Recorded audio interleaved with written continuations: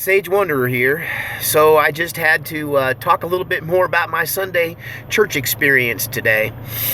When I was a youth pastor at that crazy little devil fighting church I used to work for, I had I when I went there were like 5 or 6 little teenage kids in the whole church group, and probably only half of them showed up half the time.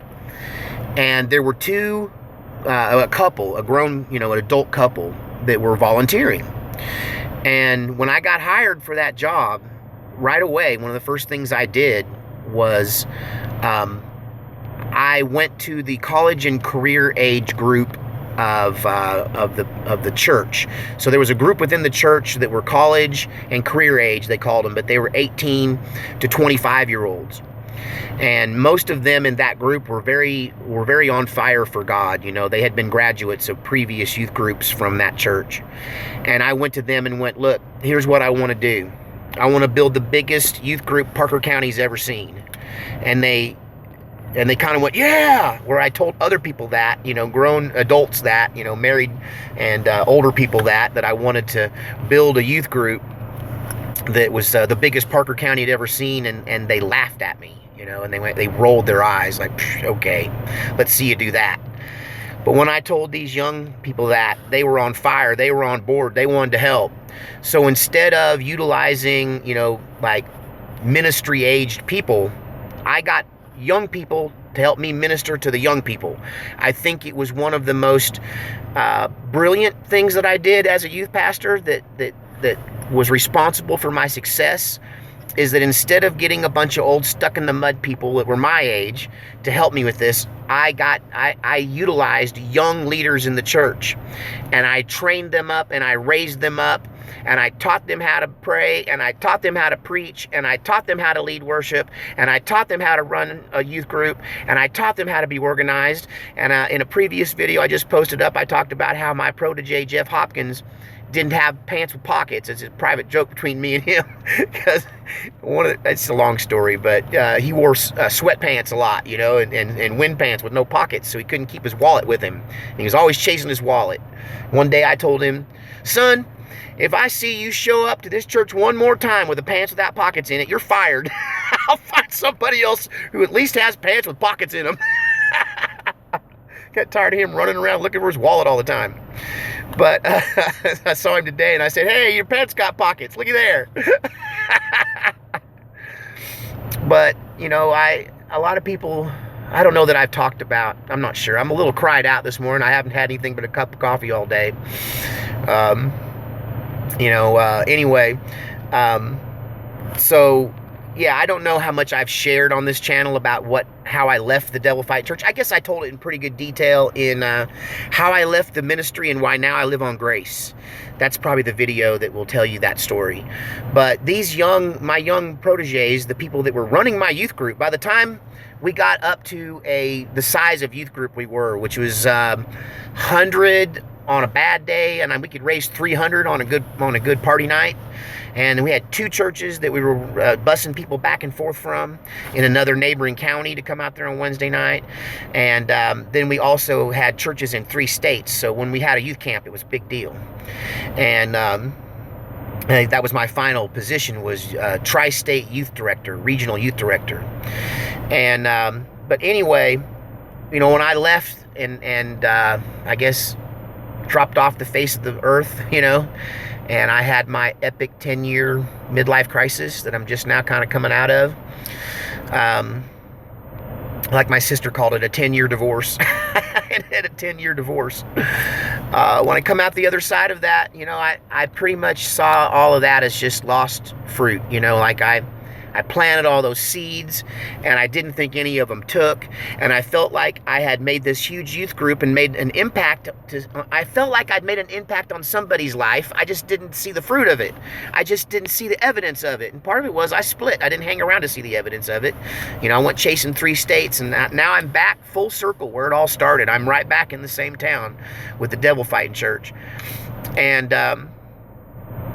so I was in Starbucks, and I got recognized in Starbucks. I don't often go to Starbucks, but I needed the internet access, because my internet access has been awful. I'm finally starting to find out where the hot spots are out where I live, so I don't have to come all the way into town to post a video.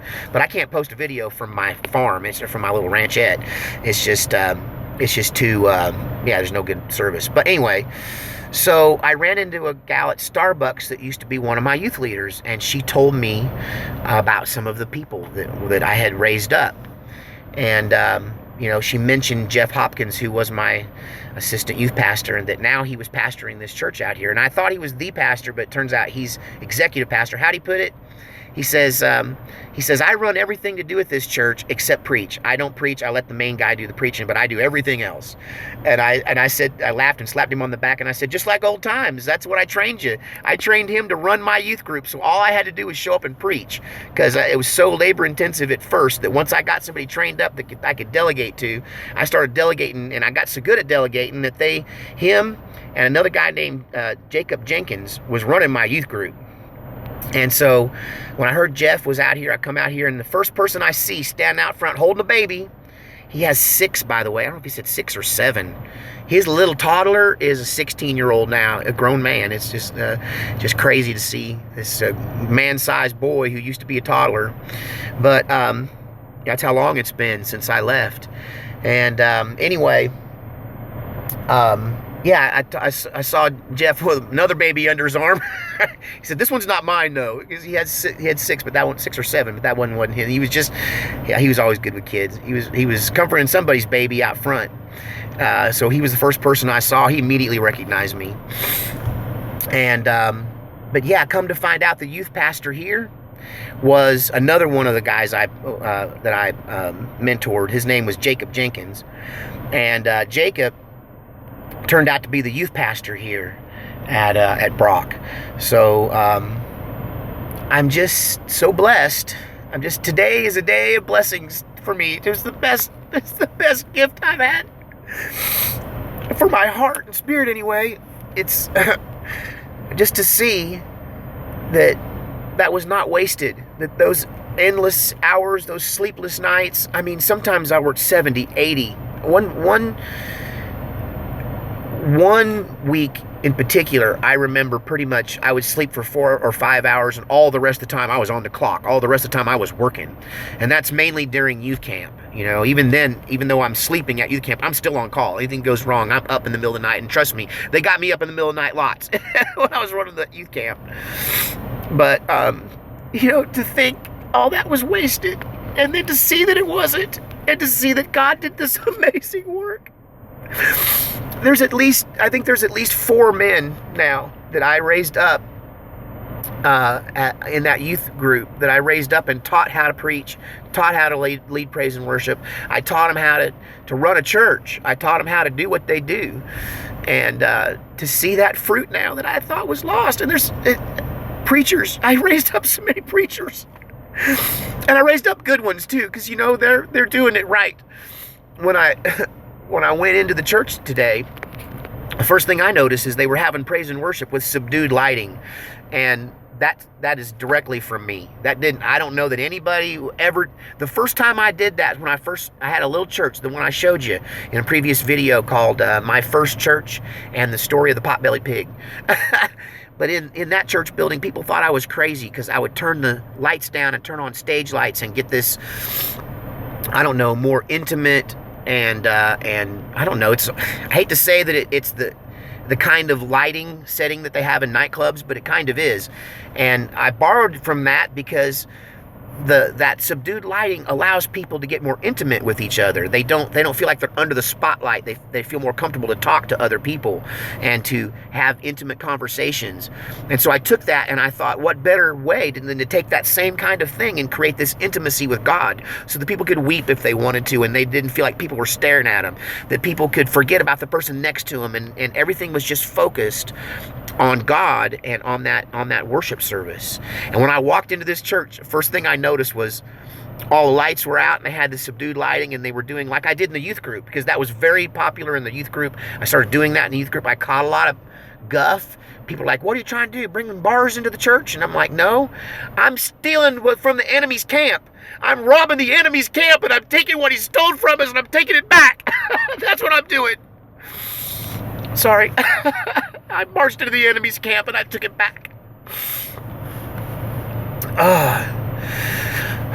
What a day of blessings for me to see the fruit.